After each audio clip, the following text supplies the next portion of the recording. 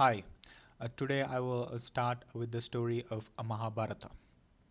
I will start with the first portion of Mahabharata, which greatly deals with the birth of Bhishma and some of the events in the life of Bhishma. So, there is a kingdom of Hastinapura in the northern region of India. The kingdom was ruled by a valiant king called Shantanu. He was liked by his subjects, and one day he was on a hunt, and he was in a forest, and he was walking by the river Ganga. There his eyes fell upon a beautiful maiden. She looked like a celestial being. She had a heavenly aura, and he approaches her and asks her if she was a goddess, but then he doesn't wait for her to give a response, and immediately asks her if she wants to marry her, because he is more than willing to marry her. The maiden was actually river goddess Ganga. Goddess Ganga then replies to Shantanu, saying that she was willing to marry Shantanu and willing to obey his commands after their marriage, during their entire course of entire life of marriage. But she had two conditions. The first condition was the king should not ask who she was, and he was also not allowed to question any of her actions. The second condition was that he was not supposed to speak an unkind word to Ganga. If he had fallen back upon the promises, then Ganga would leave the marriage and go away. The king agrees to these two conditions. He marries Ganga, and they live for several years happily. Later, 7 children are born to Ganga and Shantanu. And as soon as they are born, Ganga takes them to the near river Ganga and throws them into the river, saying that this was all for their good. Shantanu is forced to watch this helplessly, because he knows that he had promised Ganga on the two conditions, and one of which was he was not supposed to question any of her actions, even if they were cruel. But when it was the turn of the eighth child to get drowned in the river, Shantanu objects to the cruel deed of Ganga. He then asks her why she had performed so many cruel deeds and who she was.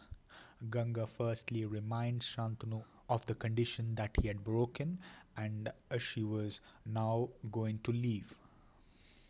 She also tells Shantanu that she was goddess Ganga, and she had done the cruel deeds because it was a way to relieve certain celestial beings of their curse. It was only Ganga who could do it. Shantanu is further eager to know a little bit more about the celestial beings. The celestial beings were called Vasus. Vasus were 8 in number. They formed 8 gods out of the 33 Vedic gods, and they were associated with fire and light. Ganga then goes ahead and narrates the stories of the Vasus. She says that once there was a sage called Vasishta, and he had a celestial cow called Nandini. Vasishta was also known as Apava.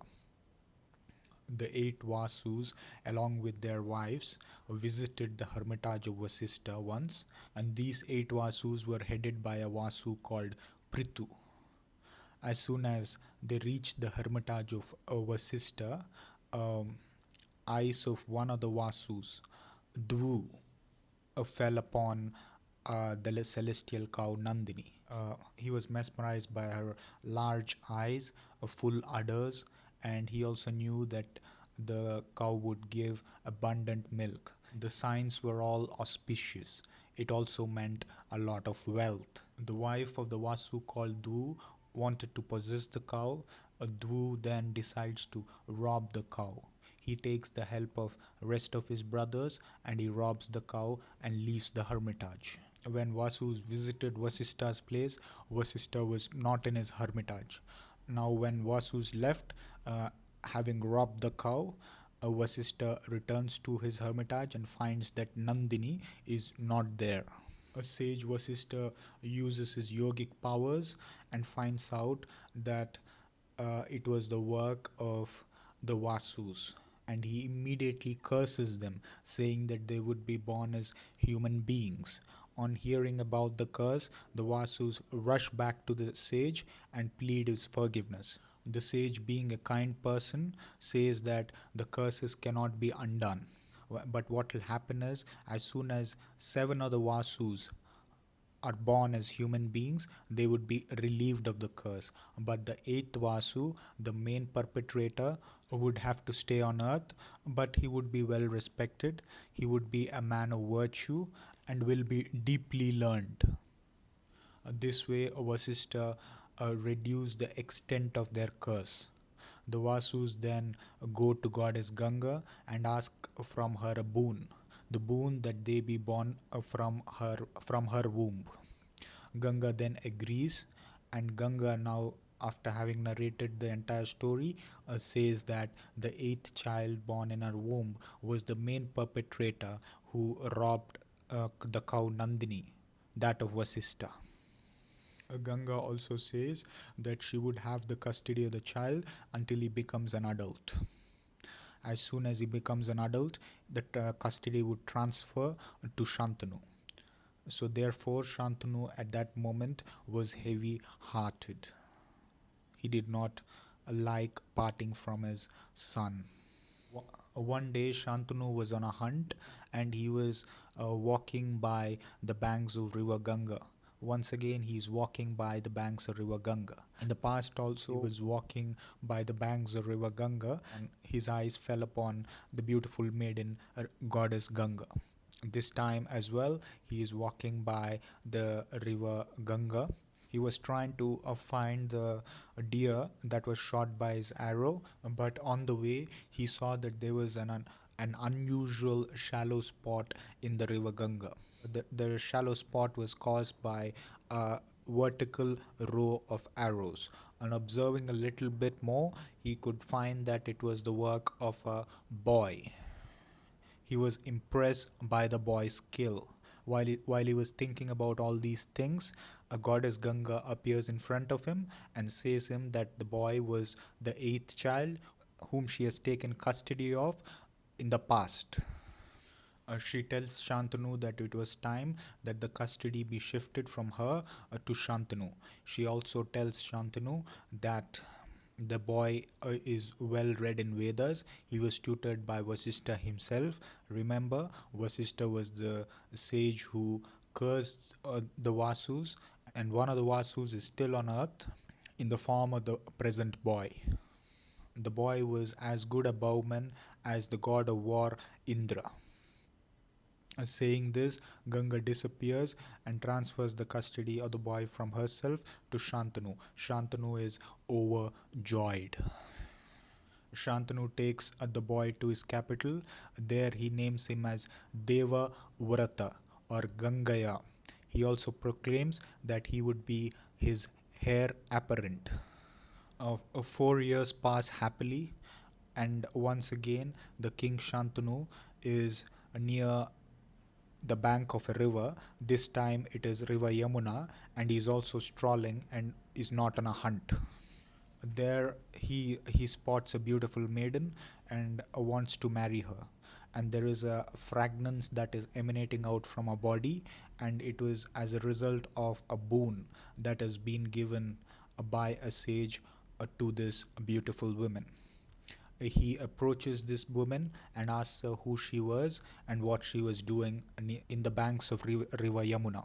She replies saying that her name is Satyavati and her father was the chief of the fishermen. She also said that she ferries people across river Yamuna. Shantanu then goes to the chief of the fishermen and asks the hand of his daughter.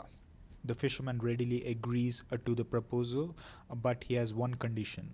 The condition is the son who is born to Shantanu and Satyavati would have to be the heir apparent. Shantanu knew that he could not follow up on this promise, hence he leaves the place and decides not to marry Satyavati. He returns to his palace, dejected, despondent, and doesn't tell about the incident that had happened and sits aloof for days together. Devavrata observes the gloomy face of his father and inquires the reason for his father's gloom. His father then replies, saying that what would happen to the dynasty of Shantanu if something happens to Devavrata. He was pointing to the fact that he had only one son and life was fragile. Devavrata was an astute person. He makes it a point to inquire about his father from the minister of his father. Then the minister tells him that his father had foregone a passion for a woman to do justice to Devavrata.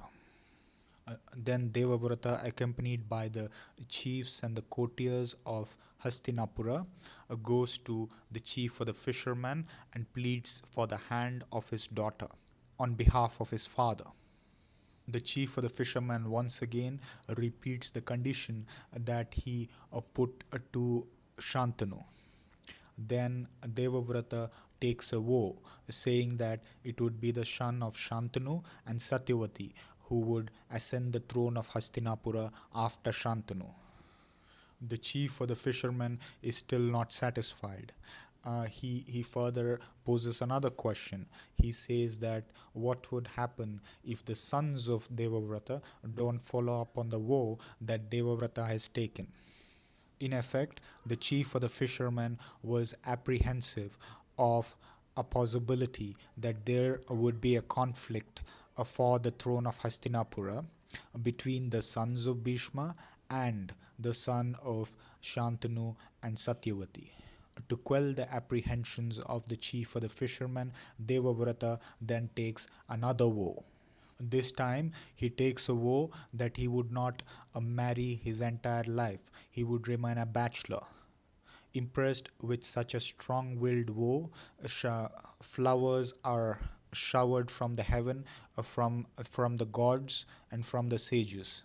But at the same time, there is also a sound that comes from the heaven which said, Bhishma, Bhishma. Bhishma means a person who took a terrible vow. Happy with the vows taken by Devavrata, or from now on he's called Bhishma, the chief of the fishermen, agrees to the marriage between Shantanu and Satyavati.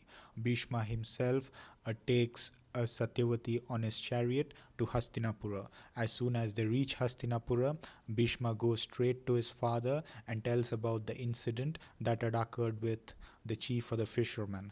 The people in the court are now applauding Bhishma for being such a loving son and to have taken such a strong willed vow. His father is overjoyed and his father doesn't know what to say because his son had foregone a pleasure of his life for the sake of his father. Then the father hugs him and gives him a boon, saying that Bhishma would get to choose the day on which he dies. In other words, death would not come to Bhishma unless he wanted it.